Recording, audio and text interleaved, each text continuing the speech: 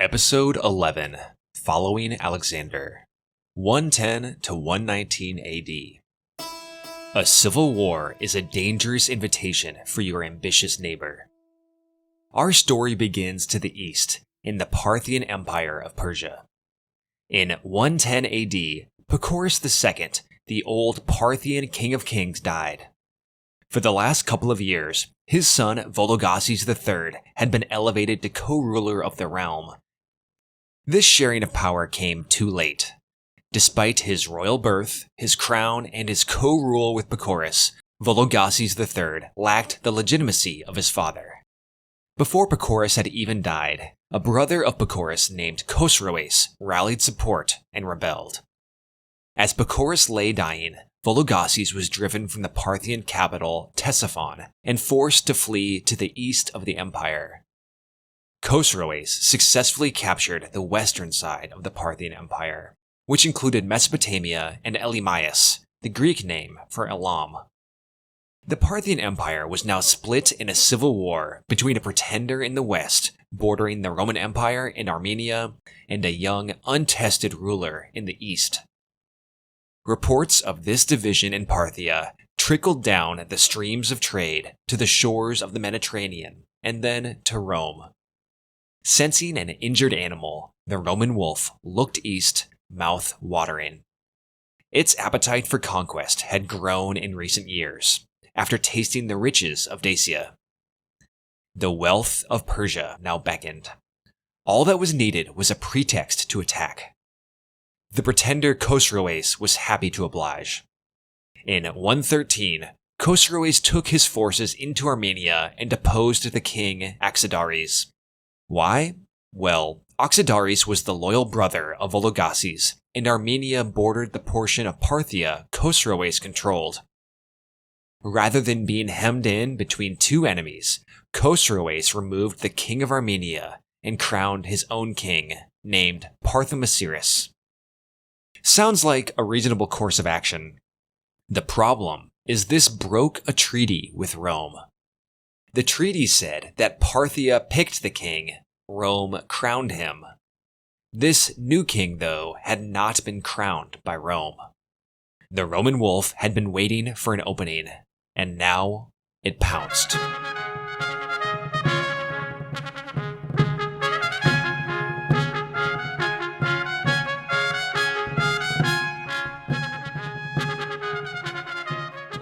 Hello and welcome back to 202 Decades. Last time, we saw Trajan flex the muscles of the Roman state, first subduing Dacia, then conquering it. Although a conqueror and a military man, we saw how Trajan leveraged the riches of this conquest for the good of the Roman people, improving infrastructure, beautifying the city, and caring for the poor. On his 10th anniversary of becoming princeps, it was already clear that he was among the best of emperors. And this decade, Trajan will follow Alexander into Persia, or perhaps beyond. Here's what we're covering this time. Part 1. Letters to a Friend. Part 2. The Man Himself. Part 3. Following Alexander. Part 4. The Ketos War. Part 5. Things Fall Apart. Part 1. Letters to a Friend. It's time to hear from an old friend one last time. We first met Pliny the Younger way back during the 70s, when he offered his recollection of the eruption of Mount Vesuvius, which buried Pompeii, Herculaneum, and nearly Pliny himself. The eruption did bury his uncle, Pliny the Elder. Since that decade, Pliny the Younger served in a series of military and political offices, entering the Senate in the late 80s. He survived and advanced throughout Domitian's reign. Pliny finally popped back into our story in 99 AD, when he delivered a panegyric, a praising speech that welcomed Trajan before the Senate. Under Trajan, Pliny was finally called out of his comfort in Italy to a post in the provinces. In 110, Trajan appointed Pliny as an imperial governor of Bithynia and Pontus. This province was in the northwest corner of Anatolia, bordering the Black Sea and the Sea of Marmara near Byzantium. It was home to cities such as Nicaea, Nicomedia, Apamea, and Prusa. The appointment in itself wouldn't normally be noteworthy.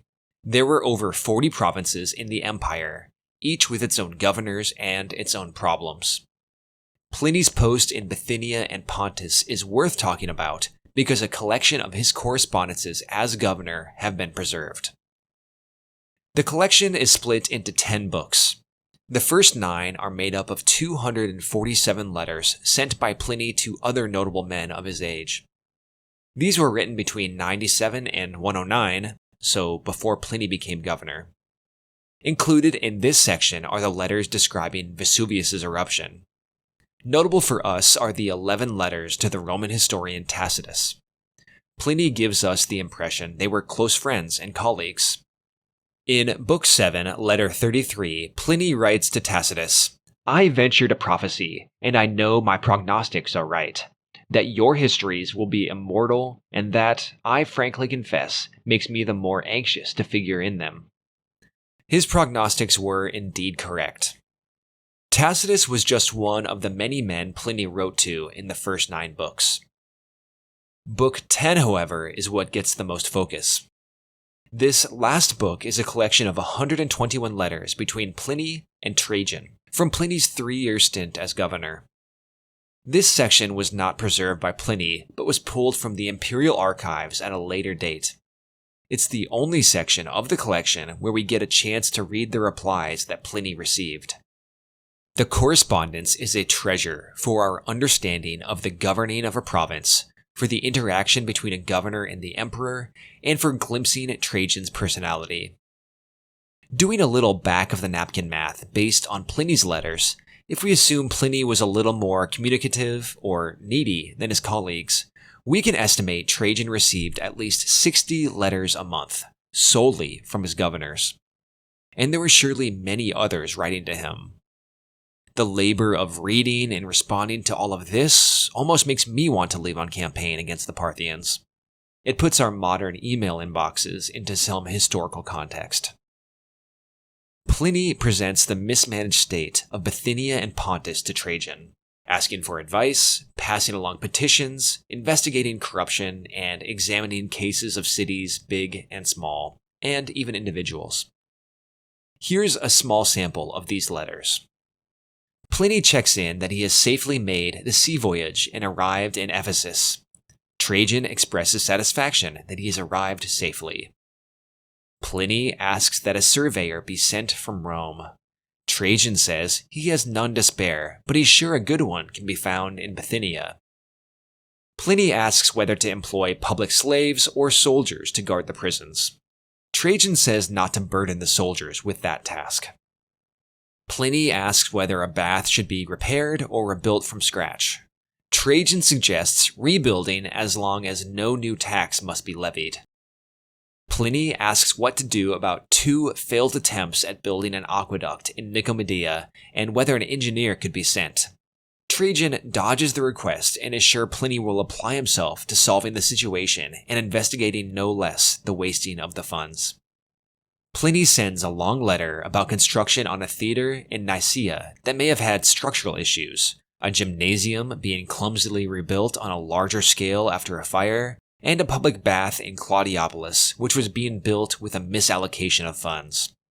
Trajan responds that he's sure Pliny can settle the Nicaean theater in person better than Trajan can from Rome.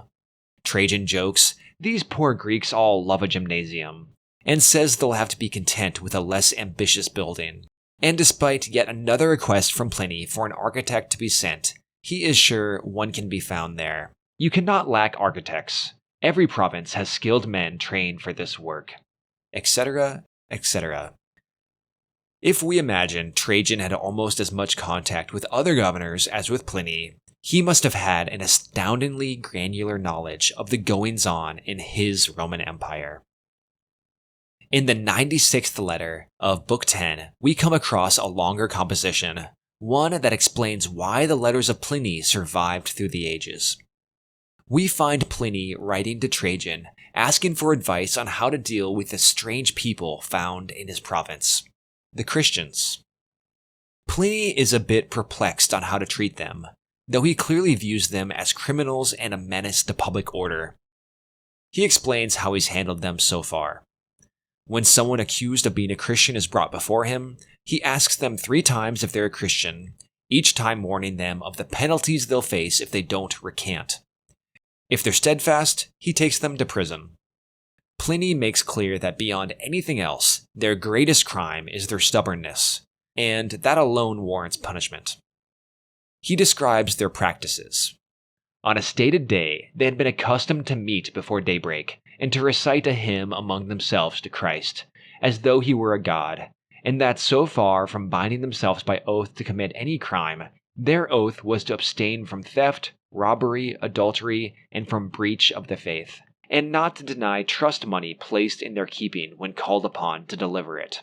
When this ceremony was concluded, it had been their custom to depart and meet again to take food.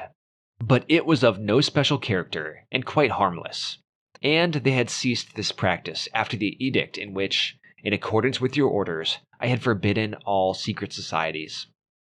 That's what Pliny knew of them, but their secretness and their refusal to worship the gods or honor the emperor continued his suspicion. Pliny had been brought anonymous lists of Christians, and he used these lists to interrogate the accused. Quickly, though, many people began to accuse each other of the charge, whenever a grudge motivated them. The provincial authorities were suddenly swamped with cases, and Pliny had to postpone further prosecutions as the situation had gotten out of hand. This is why he reached out to Trajan. The Christian contagion has spread, he says, not only in the cities but also into the villages and the rural districts. He also says, though, that his crackdowns have had some effect. People are beginning to visit the temples and practice the sacred rites once again. Pliny is sure that many can be reclaimed from this superstition if they're given a chance to repent. Trajan responded that Pliny was on the right track. To paraphrase, he says, "Don't actively seek out the Christians, but if they're brought before you, punish them. If once accused they deny they are Christian and just offer prayers to the Roman gods, that'll be enough to pardon them." Trajan warns Pliny not to trust anonymous accusations. These set a bad precedent and are unbecoming of our progressive age. Like, hello, it's the year 112, we don't do that kind of thing anymore. What all of this amounts to is a passive persecution of the Christians in the province and probably, if Trajan's recommending it, throughout the whole empire. Pliny's letter is a valuable external testimony of early Christian beliefs and practices. We can see they met on a specific day to sing together, that they honor Christ as a god, and that they met for an ordinary shared meal. Ordinary is a key word here. No special character and quite harmless, Pliny says. He's probably referencing here early rumors that the Lord's Supper was a secret, cannibalistic ritual. Pliny dismisses these wilder claims. The persecution of Christians was usually like this, passive. But what Christians would have feared most was an accusation by a disgruntled neighbor, acquaintance, or family member. Even so, the Christians were not totally secretive. Their faith was being spread to new cities, villages, and rural places. It had been in Bithynia for some time. One man Pliny mentions had repented of his Christianity 20 years prior. We know that Western Anatolia was an early center of Christianity, especially nearby to the south, in the province of Asia. Guessing a percent of the population who were Christian at this early date would be foolish. Let's just say that they had become numerous enough to catch the notice of the governor, but were still small in number. Part 2. The Man Himself. The policy taken by Trajan toward the Christians in Bithynia reveals a window into his personality. Measured, just, and unselfish. Even when told the Christians were not honoring his own divine image, Trajan did not take the route of Domitian and purge them without trial. We have seen his conquests and his great public works, but at last we will spend a few minutes getting to know the personality of one of the greatest of the Romans. Trajan was 42 years old when he began to reign, neither in the folly of youth nor the sluggishness of age. He was strong in body, and his mental powers were at their highest. He was a man motivated by justice, benevolence, bravery, meticulousness, and simplicity. A picture of his justice we have just seen in the letters of Pliny. The innocent should go free, and the unrighteous should be punished, whether they be Christians or wasteful architects. His bravery should be clear from his leading of the Dacian Wars, not from the comfort of Rome, but with his men in camp and in battle. His benevolence can be seen in how he spent gold won in his conquests. Rather than building himself a palace complex in the model of Nero, Trajan spent the money on improving the lives of his subjects. He built a new harbor to improve their food supply, a new aqueduct to improve their water supply, and continued and expanded the welfare program for poor families with children, and constructed hundreds of miles of new roads and hundreds of bridges across the empire to ease movement and trade. He made the lives of his subjects more comfortable by building new baths in Rome, and his annexation of Nabatea last decade improved the flow of luxury goods into the empire from India. Trajan took more pleasure in being loved than in being honored. When a section of the Circus Maximus had crumbled, he repaired it. Instead of praising Trajan, the epitaph only said that he had made it adequate for the Roman people. The letters between Trajan and Pliny also show the emperor's meticulousness. He cared not just for the quality of life of his subjects in Rome, but his benevolence and justice reached all the way to small backwaters like Claudiopolis in Bithynia. I expected from the letters between Pliny and Trajan a bit of annoyance and exasperation on the part of the emperor. And there is a little bit of that, when Pliny keeps asking for professionals to be sent from Rome, and Trajan keeps telling Pliny to recruit one locally. But overall, Trajan responds with thoughtfulness, patience, and paternal care for Pliny and the residents in the province. He gave off an air of simplicity, just as comfortable on campaign as in Rome. While providing luxuries for his people, extravagance was never something he cared for. He leaned into his provincial upbringing and claimed to be uneducated. This is hard for me to believe, considering he was from an old and wealthy Italian family and his father had been a governor. Of course, he had his vices. Cassius Dio tells us they were wine and boys. This latter vice may explain why his marriage never produced children. His wife was Pompeia Platina. Despite her husband's other preferences, she was considered an exemplar of Roman virtues. In his panegyric, Pliny had called Platina a perfect example of the ancient virtues and praises her for her modesty of adornment. Platina herself, as she ascended the steps to her new home, turned to face the crowd and said, "I enter here as such a woman as I would fain be when I depart," saying in essence that she would not be tempted to corruption through her powerful position. She was known for her humility and wisdom and care for the people. Among her closest confidants was Hadrian, who will play a key role in our story for the next few decades. Because of his character, let alone his conquests, Trajan was loved and respected. The comparisons between Trajan and Alexander the Great came early and often. After the first stage of the Dacian War, Dio Chrysostom, one of the most prominent orators of the age, delivered an oration on Trajan's birthday in 103. He had made flattering allusions to Trajan being a new Alexander, but one more stable and wise. As we'll see later this decade, Trajan valued this comparison. He may have had the best interests of his citizens in mind, but greatness was his motivation. He was not the first Roman to seek to emulate Alexander. Pompey and Julius Caesar both saw themselves in Alexander's mold. Caesar even planned to invade Persia just before he was assassinated. All Roman attempts at invading Parthia had been met with failure, however. Crassus of the First Triumvirate had invaded Parthia only to lose tens of thousands of men and his own life. Mark Antony had also attempted to attack Parthia. He escaped with his life, but did little better. With these failed attempts living in the Roman memory, anyone who could not just beat the Parthians, but conquer them would thus be the greatest of the Romans. And maybe even as great as Alexander. After his conquest of Dacia, Trajan had received many envoys from foreign lands congratulating him. Most noticeable among them was an envoy from India, there to congratulate the faraway Romans on their conquests. Perhaps their presence got Trajan dreaming of reaching as far as Alexander, of conquering Persia and beyond. Part 3. Following Alexander. In full military regalia, Trajan stood before the new column in Rome, celebrating his conquest of Dacia.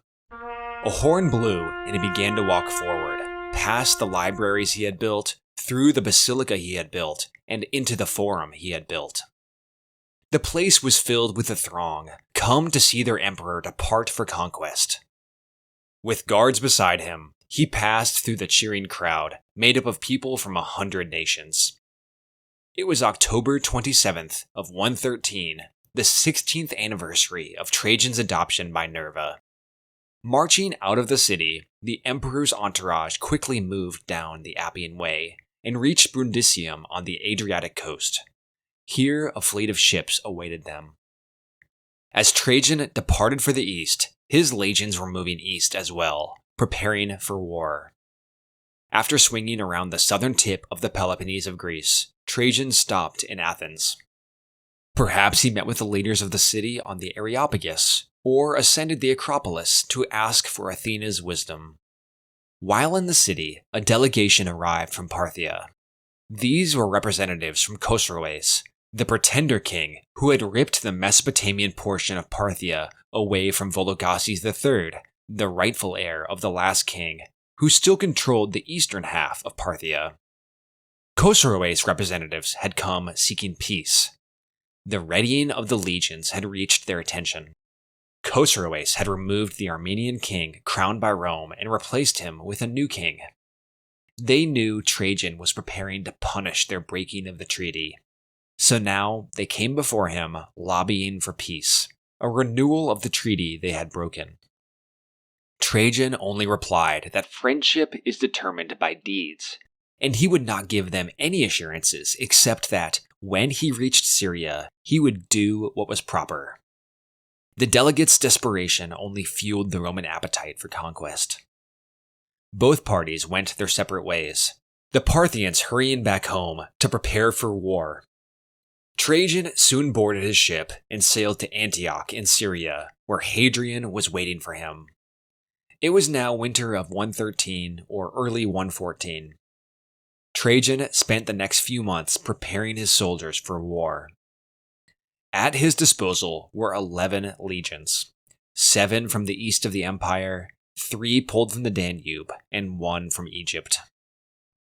There's an open debate in the scholarship over whether Trajan had been preparing for war for some time, or whether he merely seized on the opportunity presented by the breaking of the treaty. It's an important question because we must next ask if Trajan had designs only for Armenia, or if he had larger ambitions from the start. The evidence for the war being premeditated is weak. Based on vague inferences from the letters of Pliny, a few epigraphs suggesting a specific legion moved from the Danube to the east prior to 113, and the fact that Hadrian had been sent to a post in Syria in 112. It seems more convincing to me that Trajan had not planned for a war before the breaking of the Armenian treaty, but when the treaty was broken, Trajan moved to take decisive action. Just as he had done in his Second Dacian War, Trajan intended to end the Armenian question once and for all. Armenia had been a frequent sore point for the Romans. From Pompey's day during the late Republic to Corbulo's campaigns during Nero's reign, Roman legions had to repeatedly march into the distant mountainous country and assert their influence to prevent total Parthian domination. Trajan had already shown twice in his reign that he valued annexing client kingdoms. If Armenia could be annexed into Roman hands, Trajan could both receive the glory of conquest and ensure peace through power. Sitting in Antioch, as 113 turned to 114, I don't believe Trajan had wider plans. Yet. The Roman wolf had sniffed out an opportunity in Armenia, but it had not yet seen the feast that the wounded animal of Parthia offered. Spring of 114 arrived, and while the snow still remained on Mount Silpius above Antioch, Trajan departed from the city and marched north. He moved into Cappadocia, passed through the outpost of Melitene, and then turned to the east, into the mountains and crossed into Armenia. Surrounded by his huge army, he was left unbothered. By late spring, he had arrived at the town of Satala. His Danube legions seemed to have met him there. Also appearing before him were local kings. The Armenian king, Parthia, was summoned but did not present himself. After a short delay, Trajan continued into Armenia, up the valley of the Frat-Su, a tributary river of the Euphrates. Now 6,000 feet or 1,820 meters above sea level, the Roman army came to the town of Elegia, in the strategic heart of Armenia. Parthia must have seen that resistance was impossible against a force so large. He finally came and presented himself before Trajan. The Emperor of the Romans received him in the camp, seated in a tribunal. The Armenian king saluted Trajan, removed his crown, and placed it on the ground before him. He expected to receive it back. Parthia stood there in silence, waiting. As if this show of submission were enough to turn back the conqueror. The Roman soldiers began to shout and cheer. They acclaimed Trajan as Imperator, a bloodless conquest of Armenia.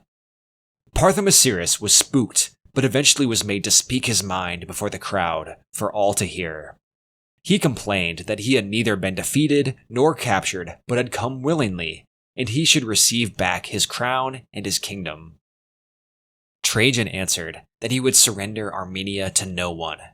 Armenia was Rome's, and a Roman governor would run things from now on. They had no need for a king. Parthia was deposed and dismissed. The only concession Trajan made to Parthia was that he should leave on a horse in peace and go wherever he wished. The once king of Armenia wasted no time in heading toward his familial home of Parthia. But Parthia was never seen again. Most speculate he was killed on the road by Trajan's orders. Armenia had been annexed without a drop of Roman blood spilled. Now came the difficult part. For the rest of 114, Trajan began to administer the new province of Armenia Magna.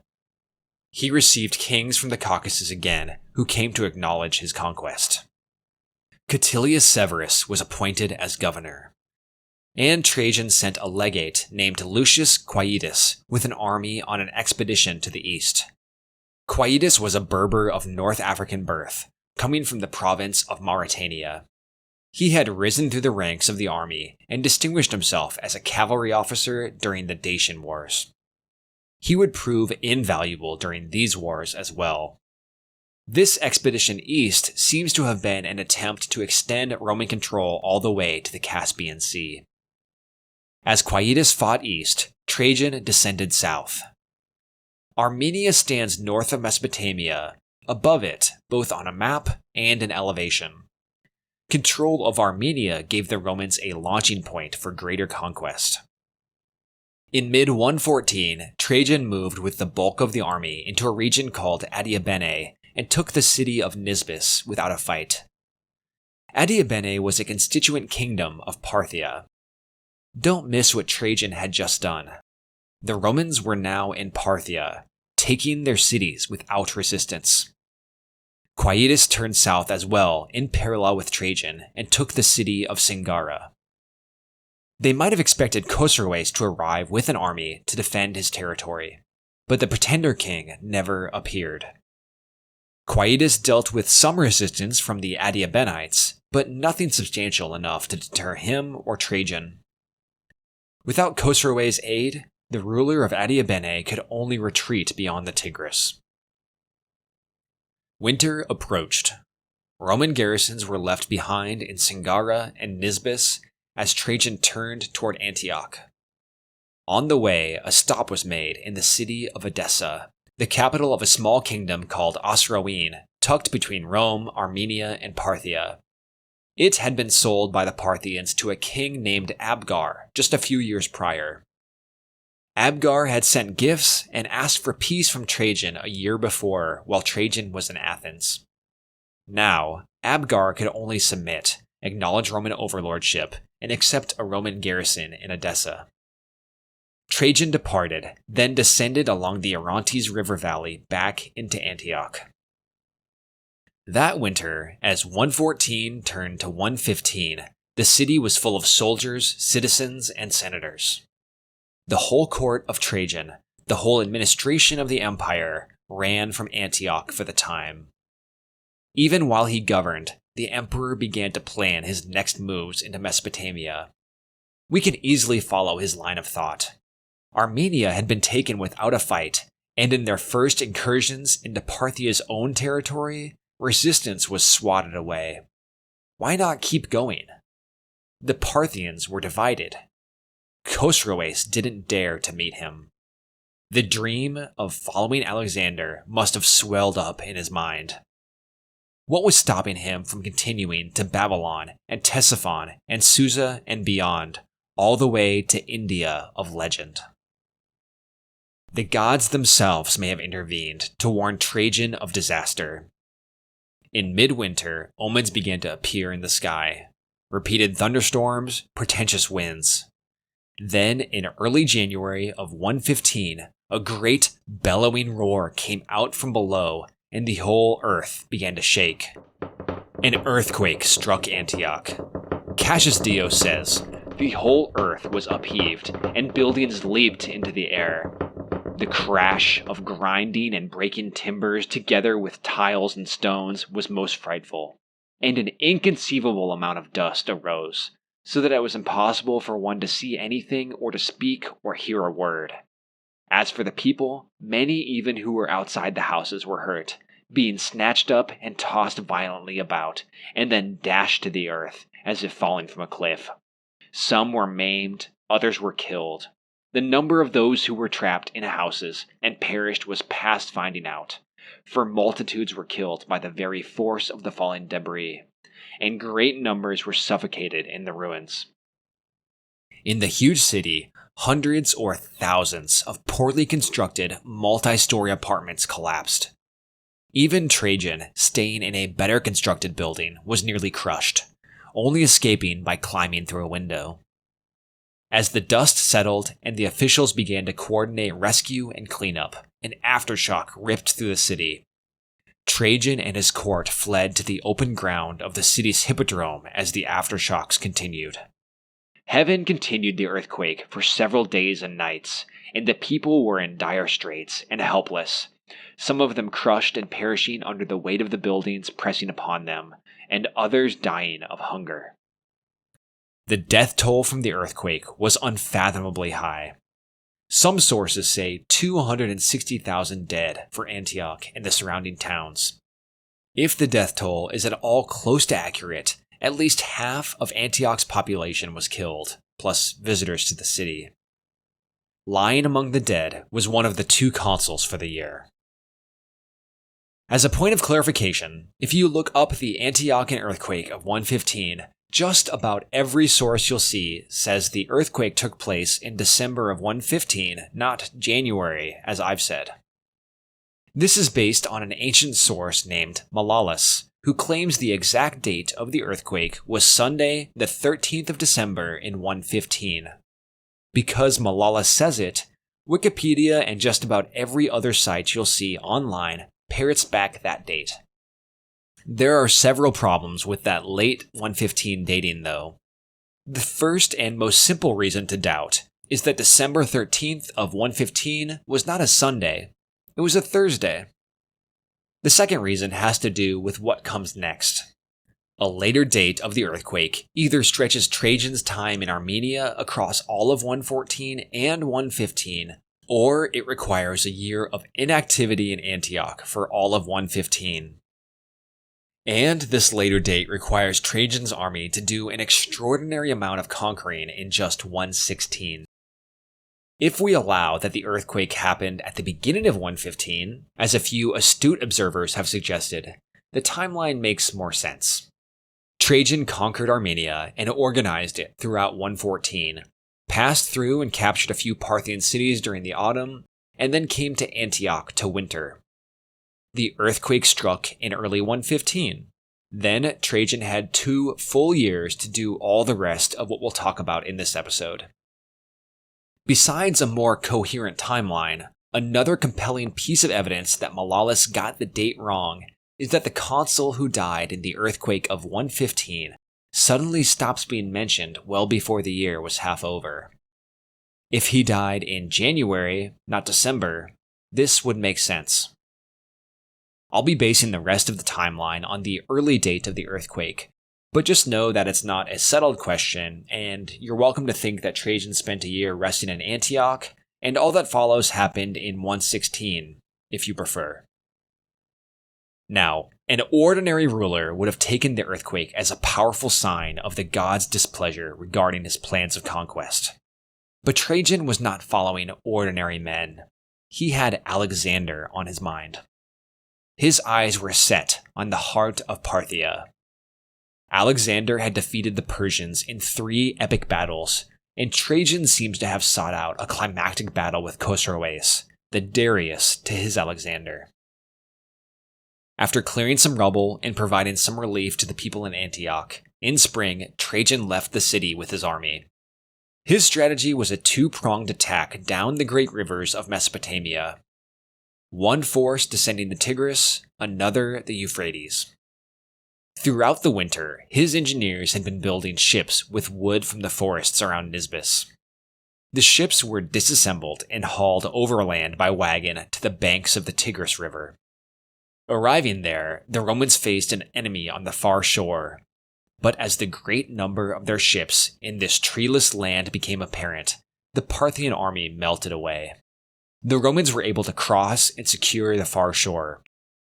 Few details are available from here. At the same time, we know the Euphrates force came to the ancient city of Babylon and captured it. Continuing down the Tigris, Trajan's army must have come rapidly to Ctesiphon. Khosroes was taken unawares and did not remove his court from the city until the last moment. His treasure and his golden throne had to be left behind. Here is where you would expect Khosroes to make his stand.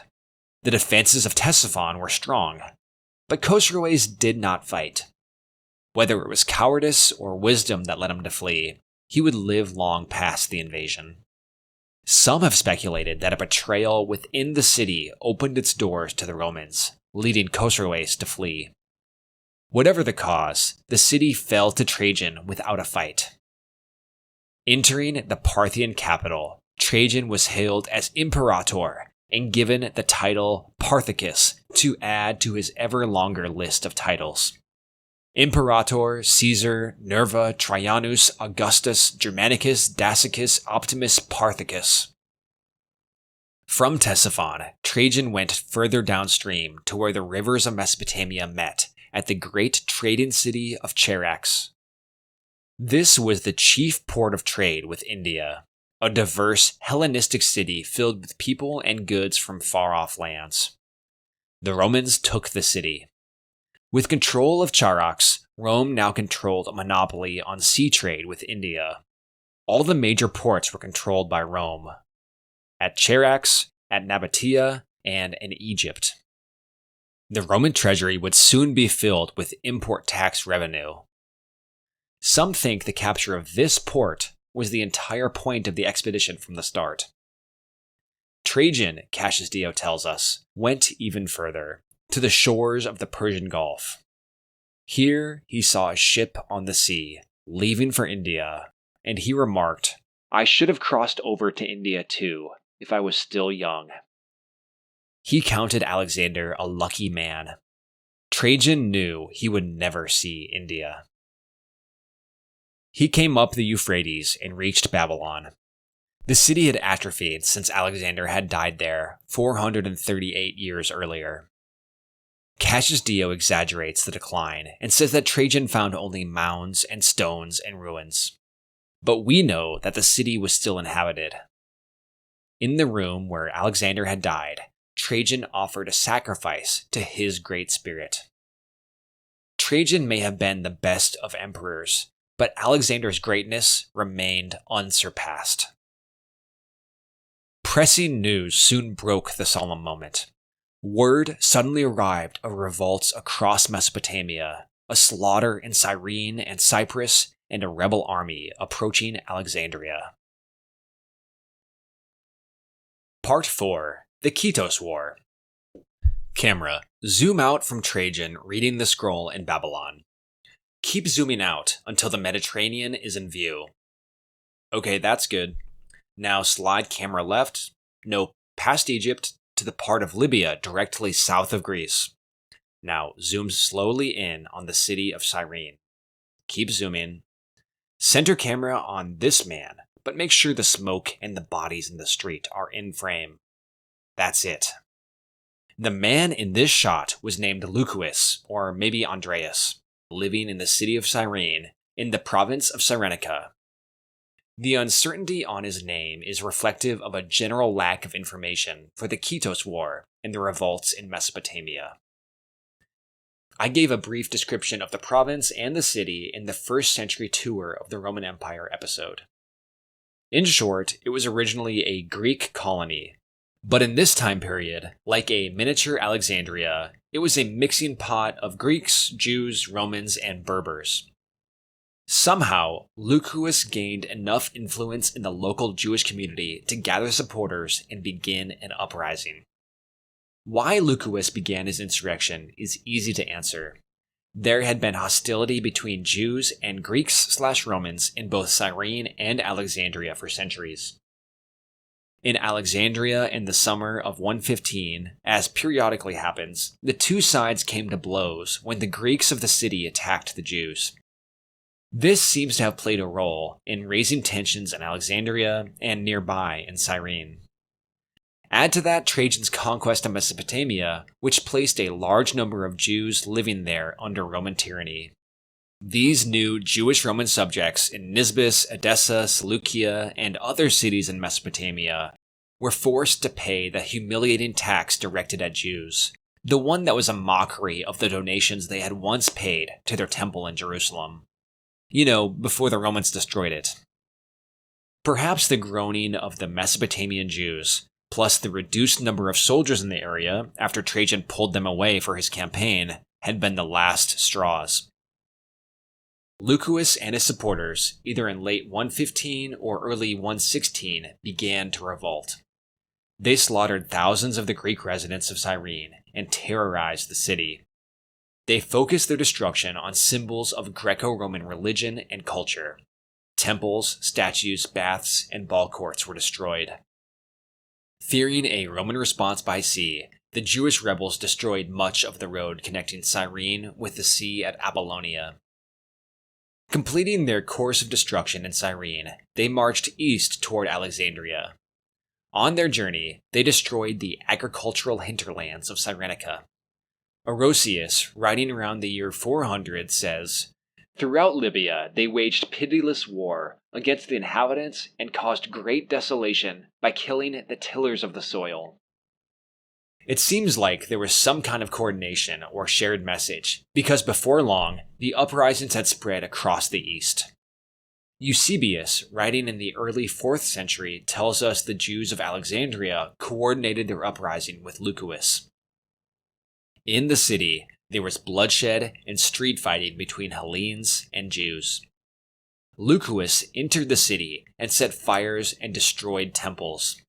Among the targets for destruction was the tomb of Pompey, the Roman who had conquered Judea nearly 200 years prior. The Egyptian uprisings weren't limited to Alexandria. Uprisings were widespread throughout the Nile Delta and to the Upper Nile near Thebes as well. The Greeks of Egypt, led by their strategoi, their highest ethnic leader, coordinated a retaliation with the Egyptian peasants and the Romans' help. In Cyprus, a Jewish man named Artemian led the rebellion. Dio claims the Jews there killed 240,000 Greeks, which is definitely an exaggeration. Orosius takes a narrower view and says all the Greeks of the city of Salamis were killed. Modern estimates, though, still put the death toll at up to 30% of the island. In Judea itself, there were also uprisings. Few details exist except that the city of Lydda, halfway between Jerusalem and modern Tel Aviv, was a major center of rebellion. In Mesopotamia, the outbreak tore across the territory newly conquered by Trajan. With such a rapid advance just a year prior, Roman control of the cities was weak, most held by only small garrisons.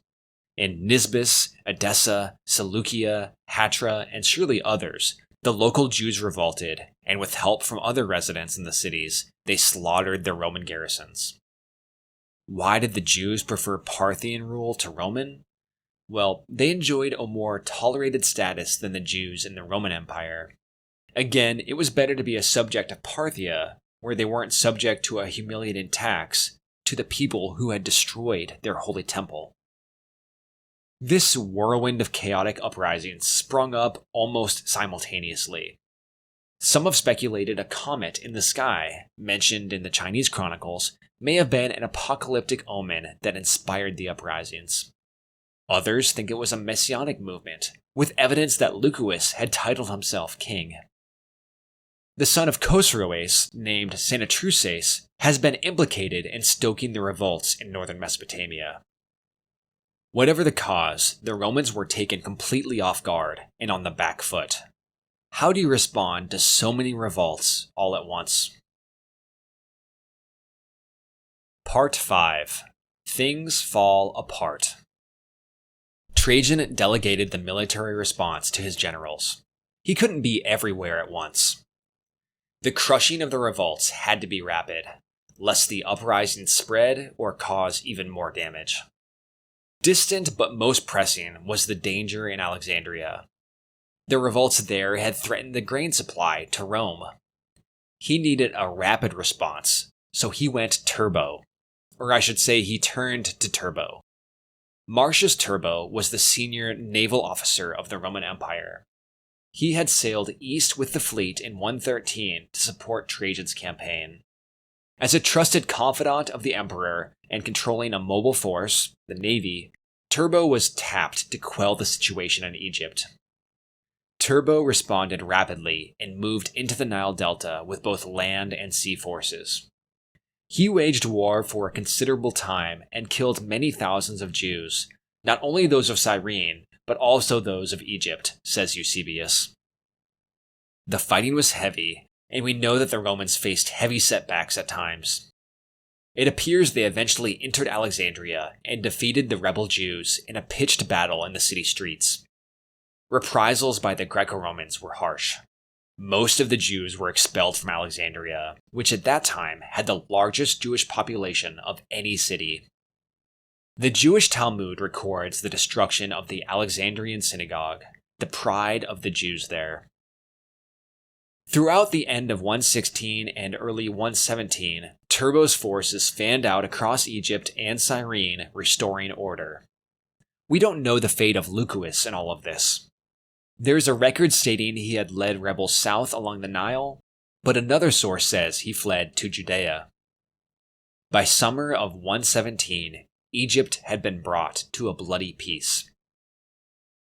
Cyprus too was recovered by summer of 117, after Trajan sent a commander named Rufus to the island. Rufus was able to retake control and slaughter the rebelling Jews.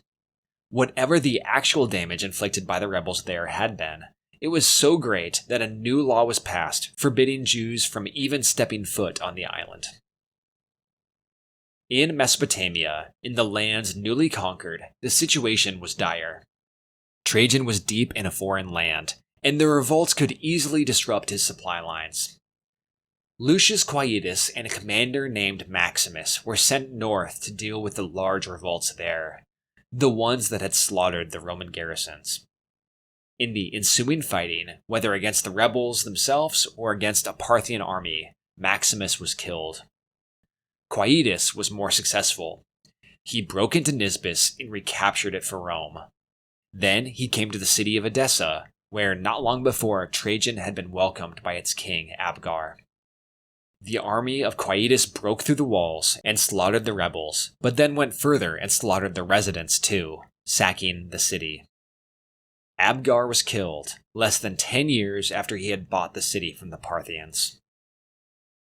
After this brutal crushing of the revolts in the north, Quietus returned to Trajan's side. As the reunited army moved toward Ctesiphon, the battle Trajan had been waiting for arrived. Senatruces appeared, leading a Parthian army, and met the Romans. We get no details of the battle except that the Romans won and Senatruces was killed. In the aftermath of victory, the Romans were able to recapture Seleucia, the bustling city just across the Tigris River from Ctesiphon. As Trajan crossed the Tigris, he knew the time had come for compromises. There were real fears that the revolt would expand outside of the Jewish population and other small groups and turn into a full rebellion of the Parthian population. Trajan's original scheme, until the revolts had shattered all his plans, was to make 2 new provinces, Assyria in the north and Mesopotamia in the south. These would have been full Roman-run provinces. It had been Trajan's usual policy in Dacia and Armenia and Nabatea to annex rather than rely on client kingdoms. But in his aged wisdom, Trajan still remained flexible. He knew he needed to reverse course. He acted to pacify the Parthians. At Ctesiphon, Trajan gathered the Parthians and the Romans side by side on a plain outside the city. He mounted a platform and, in a loud voice, told of his conquests and accomplishments. Then he officially deposed Chosroes as their king. He gave them a new king, Parthamaspates. Parthamaspates was a son of Chosroes, who had spent time as a young man among the Romans. He had accompanied Trajan on his campaign as a bargaining chip or for just such a moment as this. In celebration, coins were minted saying Rex Parthis Datus, a king given to the Parthians. Mesopotamia would now be ruled as a client kingdom by Parthamaspates. With Ctesiphon in the center of Mesopotamia secure, and the ruler of Charax at the Gulf still remaining loyal, Trajan and his armies headed north. Reports were coming in of attacks by Vologases, threatening Armenia and northern Mesopotamia. Trajan faced these threats without his most successful general. It appears Quietus had been peeled off and made the governor of Judea. A competent commander and man personally loyal to Trajan was needed to pacify Judea, and Quietus fit the bill. He brutally suppressed the rebellions there, so much so that the uprisings are named after him. Quietus became Ketos. He's remembered in the Jewish Talmud for his oppression, with specific mention of 2 wealthy martyrs, Papias and Julian.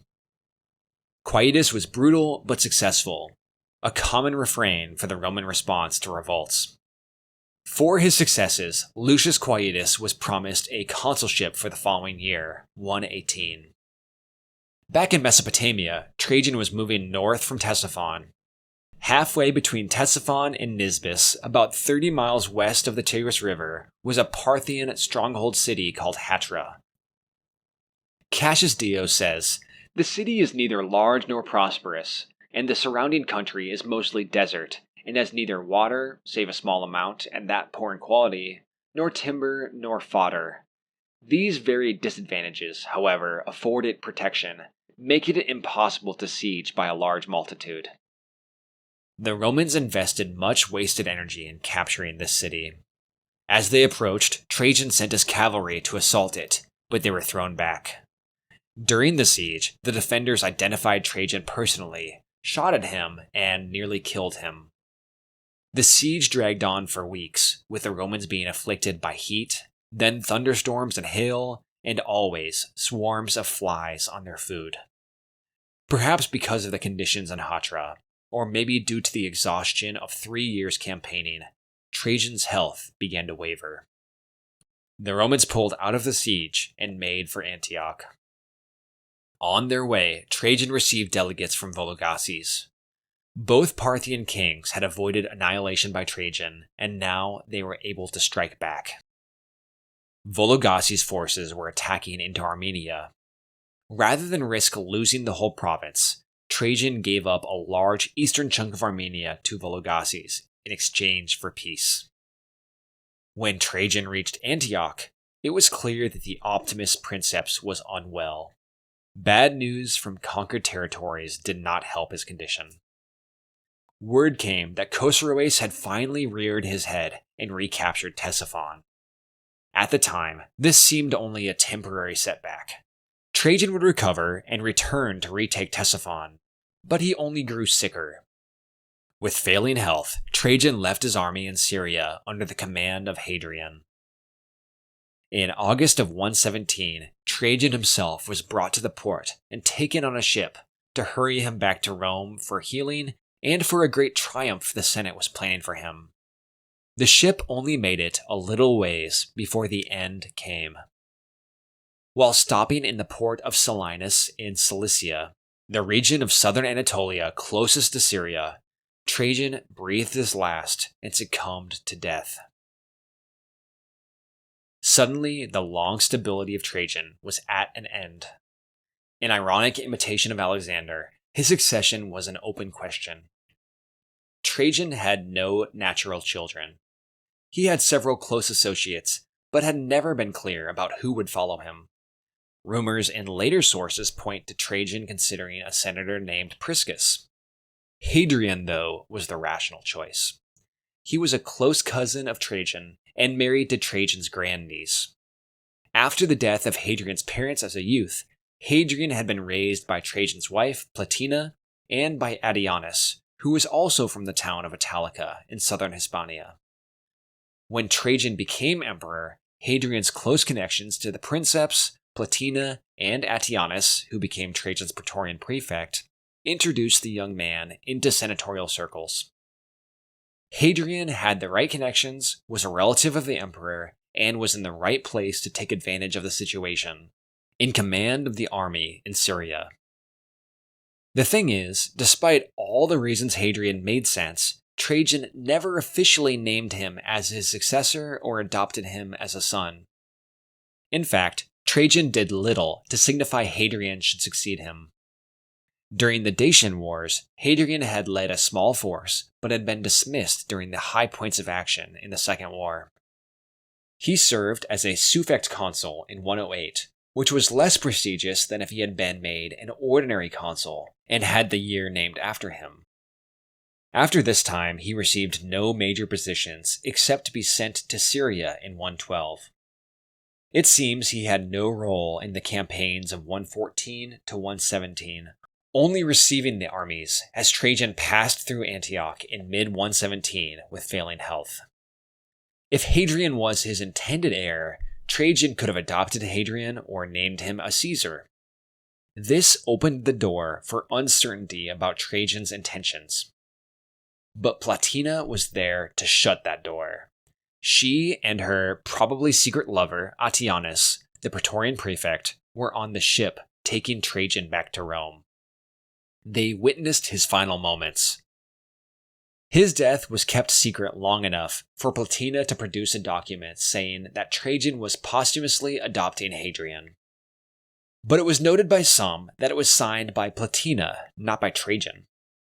Maybe Trajan had been too weak to sign, or maybe the will was a forgery. Further, Hadrian was still in Syria. The law required both parties to be present for an adoption ceremony. No matter.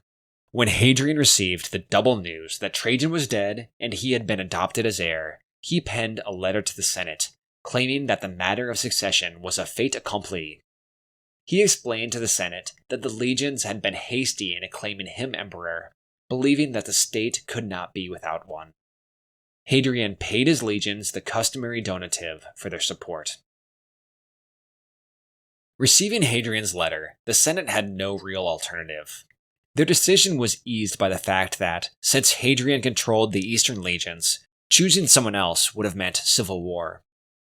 The Senate confirmed him as princeps and upon Hadrian's request, they deified the divine Trajan into the Roman pantheon of gods. Hadrian, like Trajan upon his accession, did not immediately race for Rome. There were matters to settle in the east. His first decision as princeps was to give up all of the conquests of Trajan. Mesopotamia and Assyria, everything beyond the Euphrates, were abandoned. Hadrian also reverted Armenia from a province to a client kingdom, much as it had been before the war. In Armenia, he installed Parthia, the client king Trajan had crowned not long before in Ctesiphon.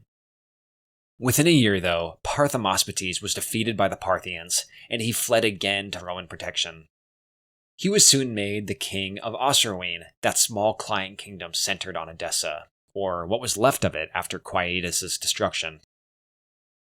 3 years of war and glorious conquest had nearly been for nothing. The Romans only held on to the glory of victory and a few cities, including Nisibis. Hadrian believed the Romans had expanded too far and stretched too thin. It's said that Hadrian had consuled against the campaign, believing it too costly in men and money. Even in the best case scenario, the conquests gave the Romans territories almost impossible to hold.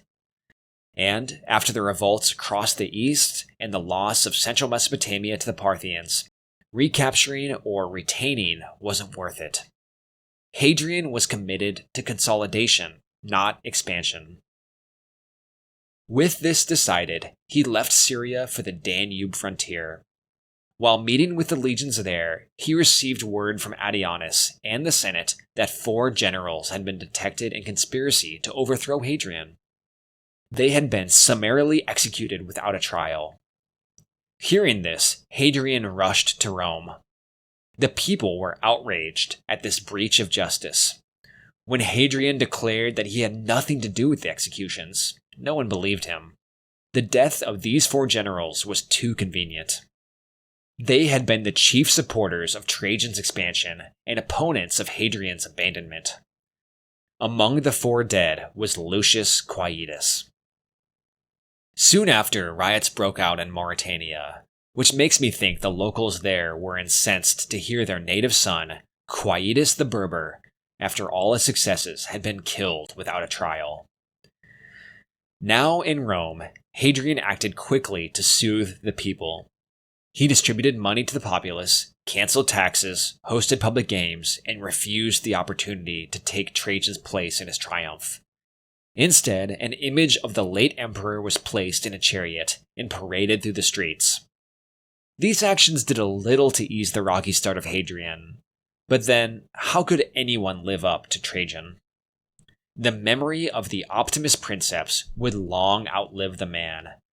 Later Roman emperors were sworn in with the blessing that they be as fortunate as Augustus, as good as Trajan. Although his Parthian conquests had crumbled, his annexations of Dacia and Nabatea persisted, as did his forum, his baths, his aqueduct, his harbor, his many roads and bridges, his justice, and his work to enrich the lives of his subjects. The medieval Christians Dante and Thomas Aquinas pointed to Trajan as an example of a good king and a righteous pagan. With Trajan deified and Hadrian in Rome, our decade comes to an end.